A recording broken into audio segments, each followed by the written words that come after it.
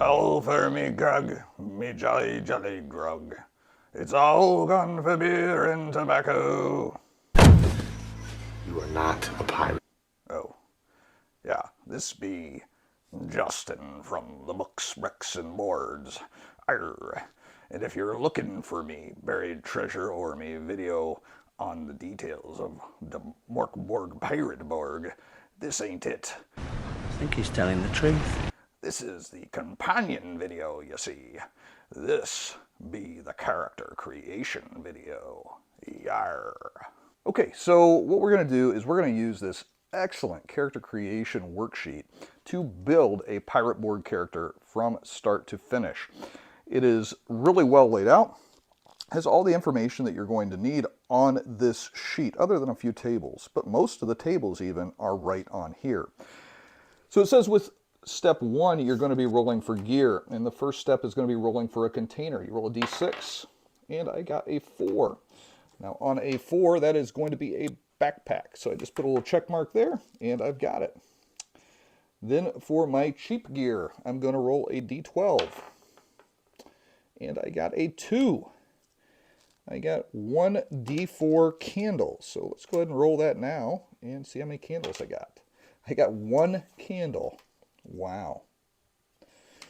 And then for my fancy gear, I get to roll a d12, and I got a 7, which is a blanket and pillow. Interesting.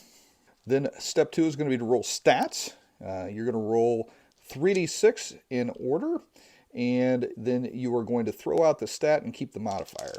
So for strength, I got a 5, which is going to be a -2. These can be changed with class later, but probably not a lot. Agility, I got a 9, which is going to be nothing, so +0. And for presence, I got an 11, which is also nothing. In this game, just getting a 0 is probably pretty good. And I got another 11, which is another 0 for toughness. And I got a 13 for spirit, which is a +1, which gives me a net of -1 overall.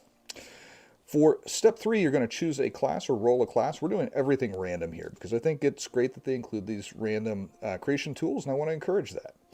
So I can roll a d6 if I want to stick to the standards, or a d8 if I want to include the possibility of one of the optional classes. Let's roll a d8. And I got a 4, so I got one of the standard classes anyways. And I got this swashbuckler. The swashbuckler is going to add 1 to strength and agility. So that goes to a -1 from the -2. And this goes from 0 to 1. But with the good comes the bad. And I get a -1 to presence and spirit. So that goes down to -1. And my spirit goes down to 0 because that was the only one that I rolled above a 0. So as it stands, I get a -1 on my checks with strength, +1 with agility, -1 with presence, and then no modifier to toughness or spirit. So I am a swashbuckler, so we'll go ahead and write that in.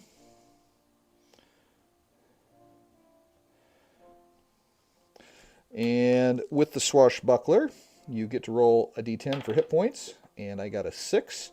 Now I would add my toughness modifier or subtract, but I don't have one, so there's that. And for my weapon, I get to roll a d10, so let's go ahead and do that. And I got a 2. I got a knife or bayonet. So, I guess that, I just checked that box. And then for clothing, I get a d10. I got a 9. I got a chain shirt, which gives a -d4 to damage, but it's a +2 difficulty rating on agility tests, including defense, so I'm much more likely to be hit. Then for my hat, I get a D12. And I got a 5 for me hat. And I got a wig. So maybe I used to work for the Royal Navy, perhaps. And then I've got a D2 for Devil's Luck. And let's go ahead and roll that. So I got 2 points currently. And then I need to choose a fighting style or roll one. I got a 4. So I am an inspiring leader, which is ironic because my presence isn't -1. So then I am going to have to pull out the book because I need to choose some background information. All right, so I'm going to roll background, and I got a 70, which is an orphan. And I get 2d4 times 10, that's 4, and 260 silver, and a longing for new parental figures. Wow, so not winning the lottery there. All right, now we're going to roll for a distinctive flaw. It's a d20 table. I got ostentatious. That's interesting, as an ostentatious orphan. Then for my physical trademark is another d20 table. I got a 2, and I'm missing an eye. Then for my idiosyncrasy, that is a d20 table, and I got a 6. You know every tall tale ever told. You make sure everyone else knows that you know them. And now we have unfortunate incidents and conditions, which is a d20 table. And I got a 13, which is going to be you narrowly escaped a cannibalistic ending, but you didn't escape that smell. Now I'm going to roll for my things of importance, and I got a 27. And with a 27, I have the Journal of a Dead Explorer. So all that's really left is coming up with a name.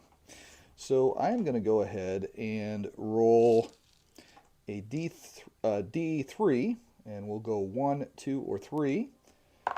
And that's a 2 would be a 1 here. So we're going to roll D12, and my character's name is Morgan.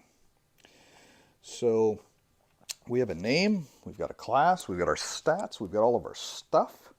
I think one last thing I'm going to do, I'm going to say that Morgan's going to start off his story here with a day after a night of carousing. And I'm going to roll 4 d20s to see what happened. So last night I saw the sunrise with some winches. My vessel is magnificent and fierce and huge-ish and gone. And I woke up swinging from a mast, and I am confused. It would strain credulity at that. So I woke up when the sun came up, and I had spent the night with some unsavory ladies of the night, and I woke up swinging from a mast, and I don't know where I'm at. Welcome to the Caribbean. So perhaps I had not been actively pirating when this all occurred, and maybe I find the Journal of the Dead Explorer on me, not knowing where I got it from after my night of carousing.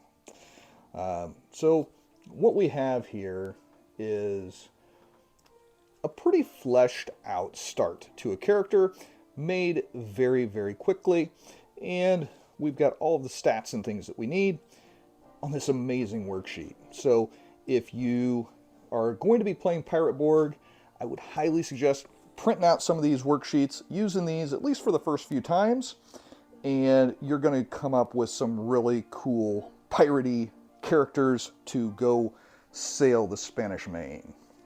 So if you did like this video and you haven't watched my full Pirate Borg video yet, I would highly encourage you to do so. It's a little bit longer and goes into some more detail on the game. Yes, but actually no. Other than that, until next time, this has been Justin from Books, Bricks, and Boards. Good gaming, and God bless.